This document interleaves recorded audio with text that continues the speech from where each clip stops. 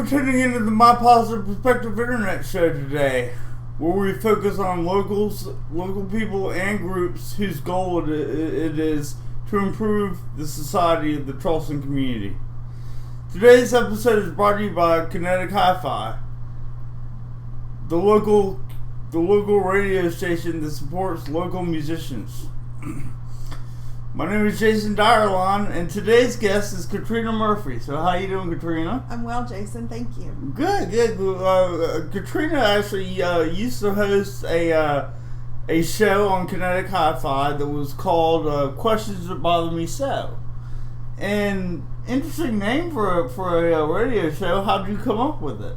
Oh, thank you. It was very last minute. The show needed a name, and Questions That Bother Me So is a lyric from a Jimmy Buffett song, Son of a Sailor. Yeah, sure is. And I'm a huge Jimmy Buffett fan. Uh-huh. And Questions That Bother Me So is a nice broad title. Yeah. So it doesn't lock us into always talking about one thing. Right. You can just questions, like rhetorical questions or questions that are hard to answer. I mean, I guess that's one of the things, or basically the topic of your show, or those questions that is out there that society has, and you try to answer them. Yes, we at least talk about them. I don't know that we ever answered anything. Well, yeah. But one of our points was to, one of our main goals was to bring the questions to the table. Yeah. And to have different people at least weigh in. Not sometimes experts, not always experts, but saying that this is going on. Why does this happen? Why do we let it happen? How do we participate in it? How do we sort of give tacit approval sometimes? Sure. For all sorts of things. Sure, yeah, and I mean, it sounds kind of similar to something that My Positive Perspective does, because I'm assuming that the questions that you deal with in that show are things that are like obstacles that society is having, and you try to go about ways of improving on those obstacles. Yes, one of the things that we talked about several times throughout the year were things like public education. Oh, yeah. And, whether throwing more money at situations really helps, and whether, giving teachers more work days when they teach in failing schools is really the right answer. When generally speaking, the teachers are not failing teachers. They are perfectly good teachers. Right. And there are just so many other societal issues going on in those schools. Yeah, well, the topic of education is something that I take a lot of pride in. I speak at school symposiums a good bit, and my goal there is kind of to help circumvent children's education, and oftentimes I know they're not receiving that backbone that the home life is supposed to provide, and oftentimes I think school, part of children's education has to be that backbone that hard work is required or to achieve the best results, and that's always the case. I think you have to always be working your hardest, and it may not always lead you in the right path you want to be, but it's going to give you the best chance, I think. I think so too, and I think certainly one of the things that you talk about, and that you and I were talking about off air, is the idea that when children don't know where they're going to sleep tonight, or whether their mother's coming home, or that their father just went to jail and they are sleeping on a bare mattress with their sister, who's the only person around. Yeah.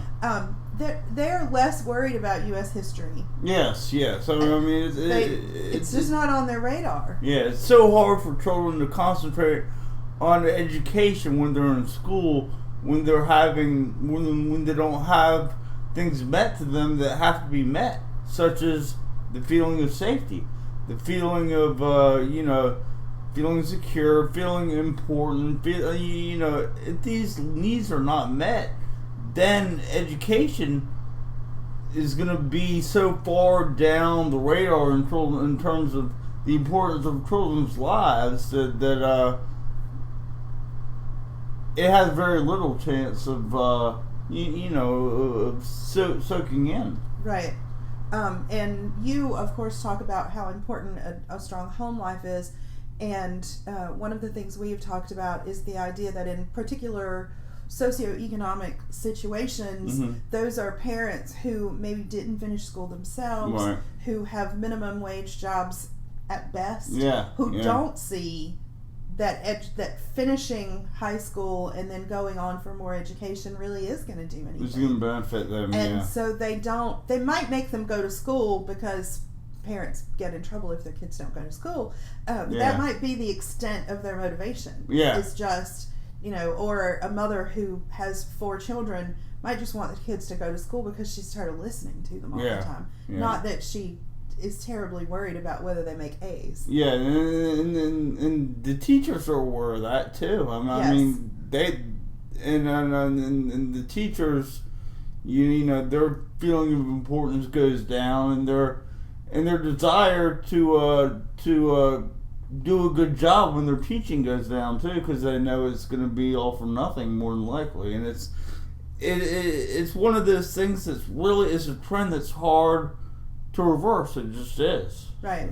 So that definitely is a question that bothers me so. Yes, and because we have all these conversations, and one of the things that we do in Charleston County is if you are a teacher or administrator at what is termed a failing school, then you get more work days during the year, and then at the end of the school year to make you a better teacher.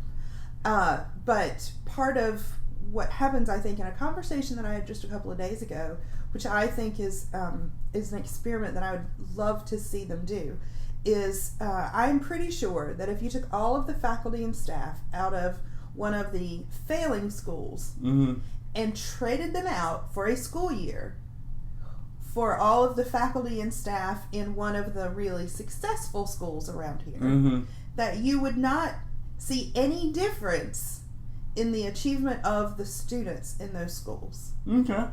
I really do think,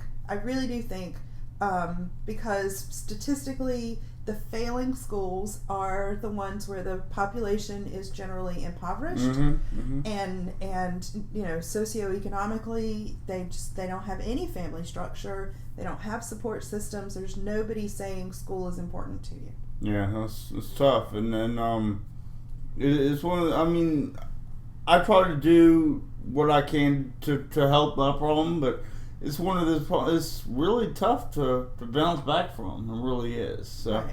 Well, we're gonna try to do some more episodes with you if you can spare the time. Sure, I'd love to. Great. Well, thank y'all for tuning in to My Positive Perspective. Don't forget, My Positive Perspective is on Kinetic Hi-Fi Wednesdays from 6 to 7 p.m. So tune us in for that, and thank you for watching. Have a great day. On a sunny day, I feel my thoughts drift away. Only good vibes and good times living in my brain. On a sunny day, catch me lamping in the shade, feeling so fine and so high. Oh, my sunny day, still I hope all my efforts will one day pan out. The love within you'll never be without. So I roll, feeling strong and so invincible.